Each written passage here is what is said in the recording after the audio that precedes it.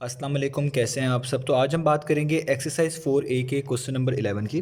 तो मेरे पास ये बुक 1 है जिसको हम D1 भी बोलते हैं और उसका चैप्टर नंबर 4 चल रहा है जिसका नाम है basic algebra and algebraic manipulation. तो इस चैप्टर की मैंने अलग से एक प्लेलिस्ट बनाई हुई है जिसमें मैं इस चैप्टर की तमाम एक्सरसाइजेज से रिलेटेड क्वेश्चन अपलोड करता रहता हूँ। तो अगर आपने इस चैप्टर से रिलेटेड कोई भी क्वेश्चन फाइंड आउट करना हो तो आप वो प्ले को देख सकते हैं, उसका लिंक मैंने डिस्क्रिप्शन में दिया हुआ है। तो आइए अब स्टार्ट करते हैं क्वेश्चन नंबर 11 को। पहले हम इसकी स्टेटमेंट रीड करते हैं, इसको थोड़ा समझते हैं, फिर इसको हम सॉल्व करेंगे। तो लिखा हुआ है राज इज़ 12 ईयर्स ओल्ड। तो यहाँ पे एक पर्सन है राज जिसकी एज बताई जा रही है वो है 12 ईयर्स ओल्ड, यानी 12 उसकी बेसिकली एज है। His son was born when he was 9 years old. तो राज का बेटा तब पैदा हुआ था जब उसकी एज 9 ईयर्स ओल्ड थी। अब यहाँ पे दो चीज़ें समझने वाली हैं कि यहाँ पे दो एज बेसिकली हमें निकालनी पड़ेंगी। एक तो राज की ये आप कह लें एक तरह की प्रेजेंट एज है कि उसकी अब जो एज है एक तरह की वो 12 ईयर्स ओल्ड है, और एक एज बताई जा रही है जो यहाँ से उसके सन को भी रिलेट कर रही है और उसकी अपनी एज को भी रिलेट कर रही है। कैसे? और कहा जा रहा है कि उसका बेटा तब पैदा हुआ था जब उसकी एज 9 ईयर्स ओल्ड थी, यानी राज की एज जब 9 ईयर्स ओल्ड थी तब उसका बेटा पैदा हुआ था। अब जो बेटा है उसकी यहाँ पे एज अभी तक जिक्र में नहीं आई, जस्ट ये हिंट दे दिया है कि उसका बेटा तब पैदा हुआ था जब राज की खुद की एज 9 ईयर्स ओल्ड थी। अब आगे चलते हैं। तो यहाँ पे लिखा हुआ है फाइंड राज एज 5 ईयर लेटर। राज की एज क्या होगी 5 साल बाद, ये हमने बताना है। और दूसरा find the sum of their ages in 5 years time. और ये जो 5 साल बाद के गुजरने के बाद राज और राज के जो बेटे की एज होगी वो जो भी बनेगी उसका आपने सम भी निकाल कर दिखाना है। तो ये हमारे पास क्वेश्चन है। तो आइए इसको स्टार्ट करते हैं। तो ये मैंने क्वेश्चन लिख लिया है। तो सबसे पहले जो मैं राज की प्रेजेंट एज जो हमें यहाँ पे लिखी हुई है वो है 12 ईयर्स ओल्ड। तो मैं यहाँ पे लिख लूँगा कि राज की जो एज है ना अभी फ़िलहाल वो कितनी है, वो है 12 ईयर्स ओल्ड। ठीक है, राज की एज अभी इतनी है।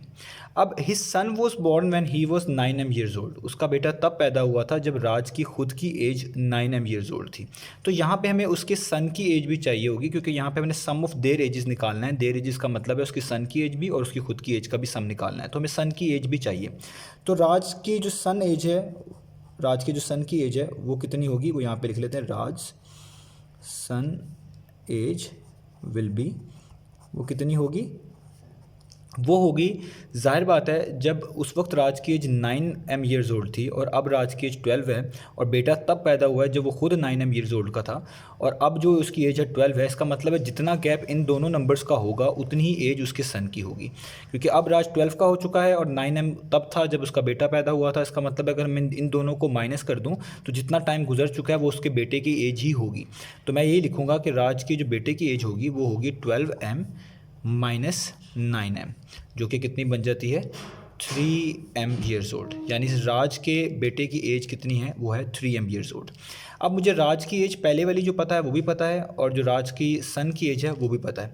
अब मैं इस पार्ट की तरफ आ सकता हूँ। तो पहला जो पार्ट है उसमें निकालनी है फाइंड राज एज आफ्टर 5 ईयर्स, यानी 5 ईयर्स के बाद 5 साल गुजरने के बाद राज की एज कितनी होगी। तो राज की एज तो 12 ईयर्स है, तो आपको यहाँ पर लिखेंगे राज एज आफ्टर 5 ईयर्स, 5 साल के बाद कितनी हो जाएगी राज की। जाहिर बात है जितनी एज उसकी अभी है उसमें 5 साल प्लस कर देंगे, वो उसकी एज होगी। तो राज की अभी एज है 12M, तो 5 साल बाद होगी 12M प्लस 5, इतने ईयर्स ओल्ड हो जाएगा वो जो है राज। तो ये तो राज की एज निकाल आई 5 साल बाद। अब दूसरा जो पार्ट है उसमें लिखा हुआ है find the sum of their ages in 5 years time. इन 5 साल के वक्त में इनकी सम ऑफ देयर एजेस निकालें। अभी देयर एजेस का मतलब यहाँ पे राज की एज 5 साल बाद और उसके बेटे की एज 5 साल के बाद। अब जो राज की एज है वो तो 5 साल के बाद आपने यहाँ पे लिख ली है, लेकिन जो उसके बेटे की एज है वो आपने 5 साल के बाद अभी नहीं लिखी हुई, वो कितनी होगी। तो यहाँ पे वो भी लिख लेते हैं पहले।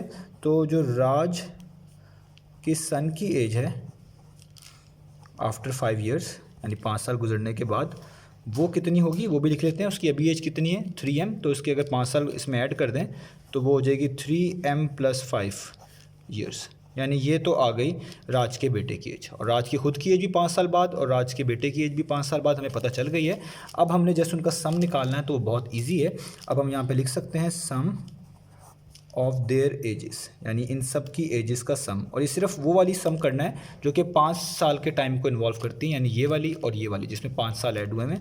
तो आप इनको प्लस कर दें। आप पहले ये लिखें 12M प्लस 5, यानी राज की खुद की एज, उसमें उसके बेटे की एज, यानी 3M प्लस 5। अब इनको ऐड कर दें तो आपको पता है ये 12m और 3m लाइक टर्म्स हैं, इनको आपको एक साथ लिखना पड़ेगा ब्रैकेट खोलने के बाद। तो 12m और 3m को एक साथ लिख लें, 12m प्लस 3m, और ये जो नंबर्स हैं ये इनको अलग से लिख लें, ये लिखा हुआ है +5 और ये भी लिखा हुआ है +5।